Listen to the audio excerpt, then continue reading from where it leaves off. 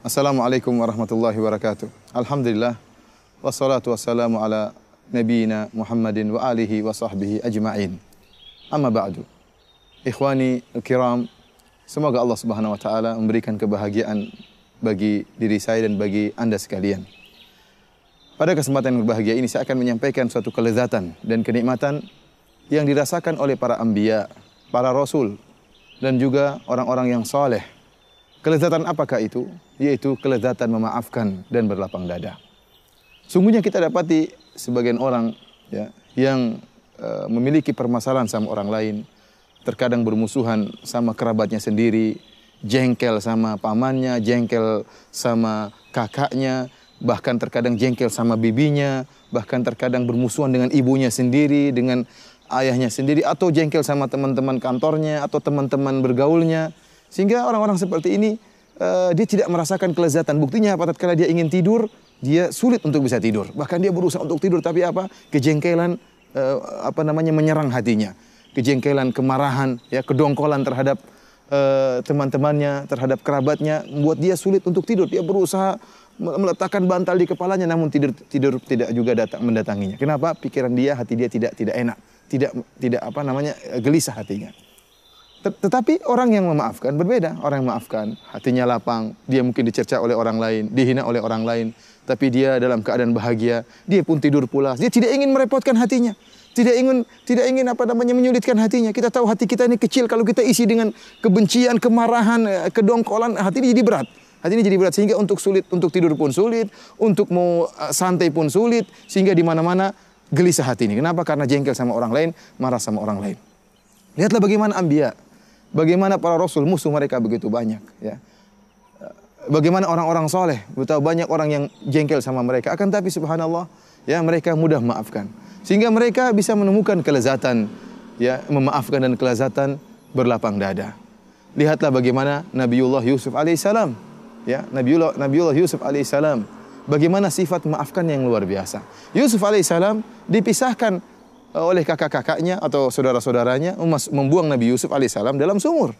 Padahal Nabi Yusuf tatkala itu masih kecil, dipisahkan dari ayahnya. Imam Ibnu Katsir rahimahullah menyebutkan berapa lama Nabi Yusuf dipisahkan dari ayah yang sangat dia cintai. Ada ulama yang mengatakan 20 tahun atau 23 tahun, ada yang mengatakan 40 tahun.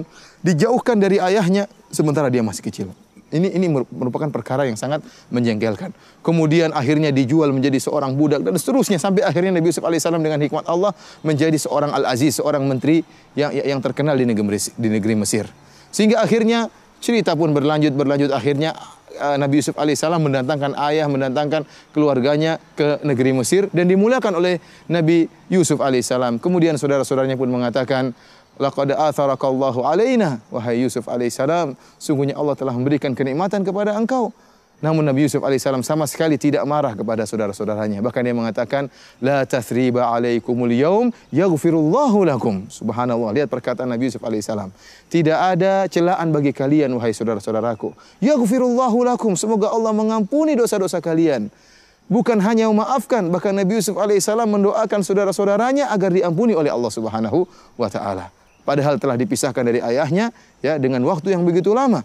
Namun kelapangan hati Nabi Yusuf alaihissalam dan Nabi Yusuf merasakan kelezatan memaafkan dan kelezatan berlapang dada. Lihatlah juga Nabi Muhammad sallallahu alaihi wasallam. Bayangkan bagaimana jengkelnya orang-orang kafir Quraisy terhadap Nabi Muhammad sallallahu alaihi wasallam. Dan lihat kezaliman yang telah mereka lakukan kepada Nabi Muhammad sallallahu alaihi wasallam. Dikeluarkan dari kampungnya, dari kota Mekah, dikeluarkan, harus meninggalkan sanak keluarga, harus meninggalkan tanah kelahirannya. Tanah kelahiran yang sangat dicintai oleh Nabi sallallahu alaihi wasallam. Kemudian dilarang untuk bisa berumrah, dilarang untuk berhaji. Rasulullah sallallahu alaihi wasallam diusir, akhirnya harus berhijrah ke kota Madinah. Kemudian 8 tahun berikutnya Rasulullah SAW kembali, atau berapa tahun berikutnya Rasulullah SAW kembali menyerang orang-orang Mekah dari Madinah, kemudian datang ke Mekah untuk menaklukkan kembali tanah kelahirannya, kota Mekah. Dan tatkala itu orang-orang kafir musyrikin Quraisy pun merasa takut kepada Nabi sallallahu alaihi wasallam. Sebagian menyangka bahwasanya Nabi akan melampiaskan dendamnya dan akan bunuh mereka. Tetapi kemudian Rasulullah SAW bertanya kepada mereka, apa yang kalian sangka akan aku lakukan kepada kalian?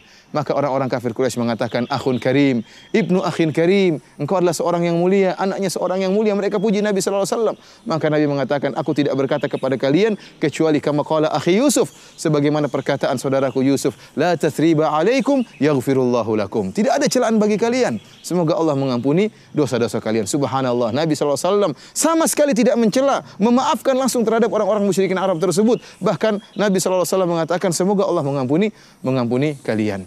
Tidak bisa orang melakukan demikian kecuali mengetahui dan pernah merasakan lezatnya memaafkan, lezatnya berlapang dada. Lihatlah bagaimana kisah seorang nabi yang pernah diriwayatkan oleh Nabi sallallahu alaihi wasallam. Kata Nabi sallallahu alaihi wasallam, wa huwa, tentang seorang nabi, admauhu, kaumnya membuat wajahnya berdarah. Kemudian kata Nabi sallallahu alaihi wasallam, wa huwa yamsahud dam, dan dia an wajhi, kemudian dia menghapuskan atau mengusap darah dari wajahnya. Kemudian dia berkata, Rabbighfirli qaumi fa innahum la ya'lamun.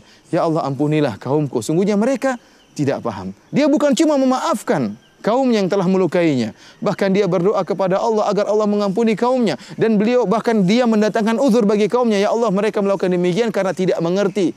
Luar biasa bagaimana kelapangan dada para anbiya dan para rasul. Oleh karenanya ikhwani fillah azanillahu wa iyyakum, Allah Subhanahu wa taala telah memerintahkan kita untuk menghilangkan rasa dongkol, rasa hasad, rasa dengki dari hati kita terhadap sama kaum muslimin.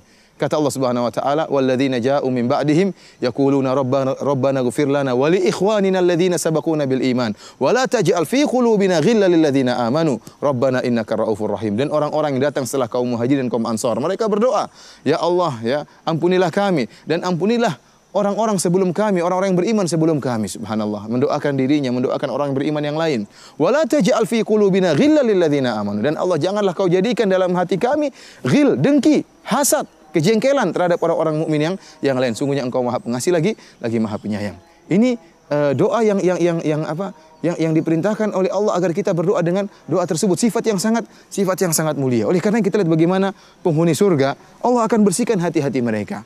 Kata Allah Subhanahu wa taala, wa naza'na ma fi sudurihim min ghil, dan kami akan mencabut ghil, yaitu kedengkian, kejengkelan dari hati-hati penghuni surga sebelum Allah masukkan ke dalam surga Allah. Dan kita tentunya ingin memiliki sifat-sifat sebagaimana sifat-sifat penghuni surga. Ikhwani fillah azanillahu wa iyyakum, para pemirsa yang dirahmati oleh Allah Subhanahu wa taala, kita tidak berbicara tentang para anbiya saja, tapi kita juga berbicara tentang contoh nyata, ya, para ulama bagaimana kelapangan hati mereka dalam memaafkan. Saya juga tidak berbicara tentang para ulama terdahulu seperti Syekhul Islam Ibnu Taimiyah yang sangat luar biasa sifat maafkannya. Saya berbicara tentang ulama zaman sekarang, Syekh bin Baz rahimahullah, yang hidup di abad kita, abad ke-20, hidup di abad kita ini.